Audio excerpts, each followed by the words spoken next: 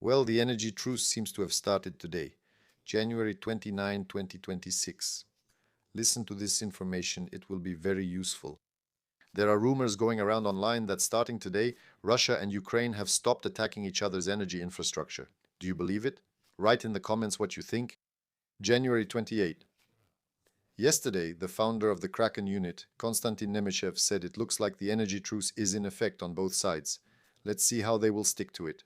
Well, the Russians. Of course, they make a lot of promises, but as you know, those promises don't mean much. Information is actively spreading online that Russia has banned strikes on Ukraine's energy infrastructure and energy facilities. Supposedly, the same ban applies to enemy strikes. But attention, this is still unconfirmed information from either side. Only Z bloggers are making noise and shouting about it as of this morning. From the Ukrainian side, this information is still unconfirmed. Neither the Kremlin nor Kiev has made any public statements about the start of an energy truce. Today, as of January 29, no such agreement was reached at the talks in Abu Dhabi, although the Ukrainian side proposed to stop strikes on energy facilities. But Russia, as we know, refused. In fact, as of this morning, January 29, the Russian armed forces carried out strikes on the Odessa and Vinnytsia regions. But Ukrainian energy workers reported a stabilization of the situation in Kiev, meaning the situation in Kiev is improving a little.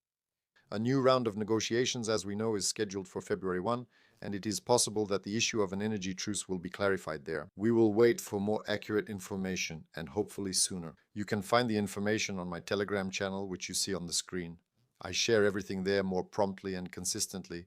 And one more piece of news for you. The French intercepted a Russian tanker right in the Mediterranean Sea. This is actually a good thing, not just a detention, but part of a large-scale hunt for the shadow fleet of the Russian Federation. The tanker Grinch was calmly traveling from Murmansk, sailing, moving, call it what you want, under the flag of the Comoros Islands. But the French Navy figured out this scheme, realized it was a Russian tanker, and on January 22, the vessel was intercepted and brought into the port of Marseille. And most interestingly, Macron himself mentioned this directly at Davos. And Zelensky, in fact, had previously called on Europe to respond harshly to Russian tankers and to put pressure on them, like, Colorado beetles, like cockroaches, like some kind of leprosy to be destroyed. What do you think? Is it a coincidence? I don't think so. The tanker was built in 2004, and all this time it has been transporting oil products to China and India, helping Russia bypass sanctions. Accordingly, the captain of this tanker was Indian. There was an Indian captain. He is 58 years old. He was detained by the authorities but was later released and returned to the ship. All crew members are citizens of India. You understand, right now there is an Indian replacement in Russia, import substitution.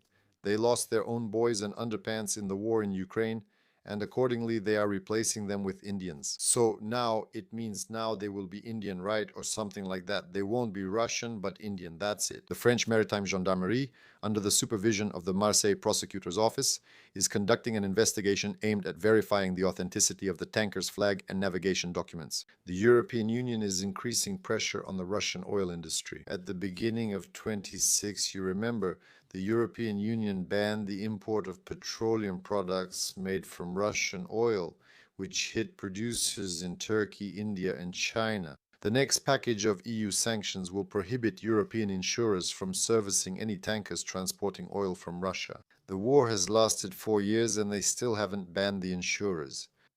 It's a strange story to me. I just don't understand how it can work like that. But I guess it was still profitable for Europeans to buy that Russian oil.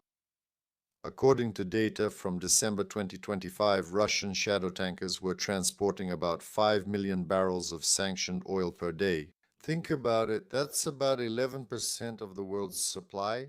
It's quite a business idea to shut down 11% of the world's oil supply, because that would seriously undermine and hit the Kremlin's budget. And there is information that these oil supplies and the attacks on oil tankers of Russia's shadow fleet will reduce the Russian Federation's war budget by about $30 billion a year, which is very good. Write in the comments what you think about this. Subscribe to my channel. Follow me on my other social networks, on Telegram, where news comes out very quickly, and let me know what you think about this. Yes, and of course, become a sponsor of the channel on YouTube. There's a button right down here. For you, it's just a small amount, but for me, it's a huge support for my work and my channel.